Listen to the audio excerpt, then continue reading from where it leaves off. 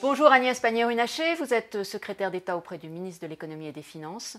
Bonjour. Au lendemain de la présentation de la réforme des retraites par Édouard Philippe, la situation semble bloquée. Il a échoué à convaincre. Et surtout, je voudrais revenir sur le fond parce que c'est une réforme. réforme. Mais d'abord sur l'état d'esprit aujourd'hui, c'est quoi? L'état d'esprit aujourd'hui... On a un front syndical quand même qui s'élargit. On a un front syndical qui s'élargit, mais moi ce que je veux dire c'est que la main elle est toujours tendue. Et c'est ça qui compte aujourd'hui. On a posé les paramètres de la réforme. On est allé dans le droit fil du sens de la réforme, de son esprit profond, qui est une réforme systémique qui vise à complètement refonder ce qui a été nos systèmes de retraite pendant 70 ans, qui tire les conclusions d'évolution sociétale dans le mode de travail et dans le fait que... On a compris la volonté du gouvernement, mais encore une fois, sur la conviction de l'opinion. Est-ce que le bras de fer commence? C'est un rapport de force aussi avec les syndicats, on le voit. Il mise sur le ras-le-bol de l'opinion publique vis-à-vis des grèves? Mais moi, je note surtout que l'opinion publique ne suit pas nécessairement les syndicats.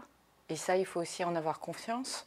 Quand on regarde les sondages qui disent évoluent. Que 80% des Français soutiennent la mesure de 1 000 € pour tous, et pas seulement les salariés du privé, lorsqu'on a une carrière complète, ce minimum de retraite qui est une avancée sociale majeure, lorsque les Français nous disent à 70% que oui, ils sont pour un régime universel et que toute cette floraison de régimes n'est plus dans le sens de l'histoire, mais je crois que nous avons un soutien aussi qui est important. D'approuver légèrement à 54%, selon un sondage Elab hier soir, 54% approuvent la grève, mais 51 estiment que le mouvement doit s'arrêter. Donc c'est assez ambivalent.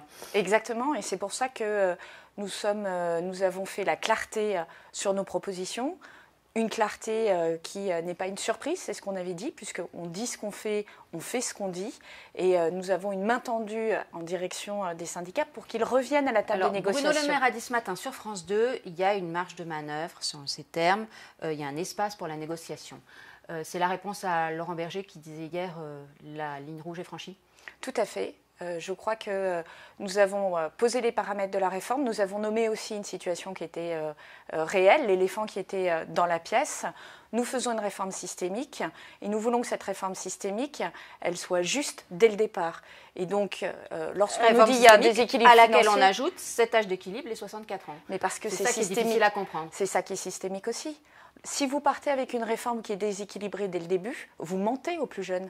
Puisque les plus jeunes partent avec un système où eux financent des choses déséquilibrées alors qu'eux-mêmes n'ont pas de garantie que leur retraite soit financée. C'est pour ça que ça fait partie de l'approche d'avoir un système où dès le début on dit les paramètres, il doit être transparent pour tous les Français et ça doit être clair que notre système doit fonctionner, il doit être soutenable. Et après, il n'empêche que ça on a fait une braqué proposition. la CFDT et l'UNSA.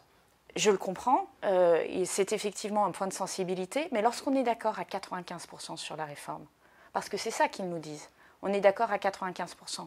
Je pense qu'on a l'espace de négociation, on a l'espace pour avancer. Et encore une fois, c'est une réforme de justice sociale dont nous parlons. C'est une réforme qui est adaptée au mode de vie actuel. Les Français soutiennent la convergence de 42 régimes vers un régime, l'idée qu'à même travail, même cotisation, même retraite, et toutes les avancées sociales que permet cette réforme. Quelle est la marge de négociation? Vous dites maintenant aux partenaires sociaux de trouver la bonne solution. Vous avez aussi la balle est dans votre camp? It takes two to tango. Il faut être deux à la table de négociation. Donc, nous avons posé les paramètres. Nous avons des paramètres qui sont clairs, établis. Encore une fois, même travail, même cotisation, même retraite. C'est très simple, en fait c'est très compliqué quand on vient de 42 régimes.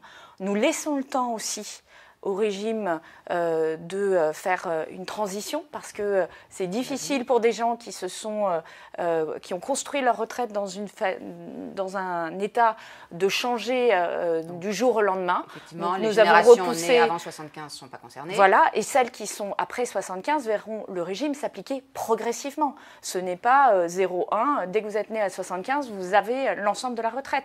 Tous vos droits acquis seront reconnus dans l'ancien système de retraite. Donc c'est autant d'éléments qui permettent sur ce flou, de transformer le président de la République dit qu'il faut des simulateurs très vite. Vous allez les mettre en place? Il faut aujourd'hui pour avoir que chacun des cas. comprenne, puisse comprendre, calculer, savoir à quoi il peut s'en tenir. Ce qu'on sait faire aujourd'hui, c'est faire des cas. Prendre le cas d'un enseignant et expliquer pourquoi un enseignant demain aura une retraite à minima équivalente à celle qu'il a aujourd'hui. Pourquoi ? Parce que nous avons pris l'engagement de revaloriser leur salaire. Et pourquoi nous le faisons ? Parce que nous avons fait de l'école un sujet central et une priorité. Donc c'était une décision qui avait été prise avant même qu'on mette en œuvre ce système de retraite. L'essentiel quand même concerne effectivement les moins de 45 ans, pour faire court. Le risque, ce n'est pas de réveiller les jeunes qui vont se dire on est un peu les dindons de la farce. Au contraire, c'est un système de retraite qui garantit qu'ils vont avoir des retraites. Là où aujourd'hui il est déséquilibré et là où aujourd'hui on ne nomme pas les difficultés. Donc moi je peux vous dire, ma fille elle a 17 ans, elle a très bien compris que si on ne fait pas la réforme aujourd'hui, on lui ment et elle n'arrive pas à se projeter dans un système futur inégalitaire et qui est particulièrement inégalitaire à l'égard des femmes. Emmanuel Macron, il fait un pari, c'est difficile à court terme, c'est gagnant pour 2022 ? Emmanuel Macron, il prend surtout ses responsabilités, il est courageux, c'est-à-dire qu'il n'évite pas les questions difficiles. Il fait cette réforme qu'il a annoncée, il va jusqu'au bout de la logique de la réforme, qui encore une fois est une réforme sociale, et il nomme les difficultés qui sont dans la pièce. Les difficultés, c'est un déséquilibre financier qui fait partie du contrat de confiance que nous devons avoir entre les différentes générations.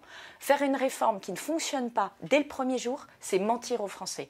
Donc, il nomme les choses. C'est difficile, ça ne nous rend pas forcément immédiatement populaires, mais effectivement, dans la durée, lorsqu'on fait ce qu'on dit et qu'on dit ce qu'on fait, on aura la confiance des Français. Pour l'avenir, selon vous. L'impact économique, vous avez réuni hier les professionnels du commerce, du tourisme, de l'hôtellerie à Bercy. La situation, elle est laquelle aujourd'hui ? Alors moi, j'ai un point téléphonique tous les 2 jours avec ces professions. C'est une situation qui est très contrastée. Vous avez des villes où le chiffre d'affaires du week-end a été excellent et il n'y a pas de perte de chiffre d'affaires pour les commerçants. Vous avez d'autres villes où la situation est beaucoup plus difficile. Paris et en particulier Paris, en particulier l'Île-de-France, pour des raisons évidentes. Et puis le tourisme, parce que le tourisme, les réservations tombent au fil de l'eau. Tous les séminaires de fin d'année. À ce stade, on annonce dans certains endroits 30 à 50% de perte de réservation et donc de perte de chiffre d'affaires. Du chiffre d'affaires qui ne se rattrape pas parce qu'un repas qui n'est pas pris dans un restaurant ou une nuitée qui n'est pas faite, c'est du chiffre d'affaires qui ne se reportera pas. C'était déjà difficile il y a 1 an avec les Gilets jaunes. Vous aviez pris des mesures à ce moment-là en disant, par exemple, faciliter le report des charges fiscales ou sociales ou de les étaler ou de possibilité de travailler le dimanche. C'est des mesures qui vont être reconduites ? C'est des mesures que nous avons prises effectivement hier à la demande des professionnels qui nous ont demandé de réactiver ce plan qui avait très bien marché et qui a permis de reporter 300 millions d'euros de charges sociales et 100 millions d'euros de charges fiscales et donc de donner de l'oxygène à ces entreprises qui avaient été mises en difficulté par le mouvement des Gilets jaunes. Une fin d'année qui s'annonce donc difficile. Merci beaucoup Agnès Pannier-Runacher. Merci beaucoup.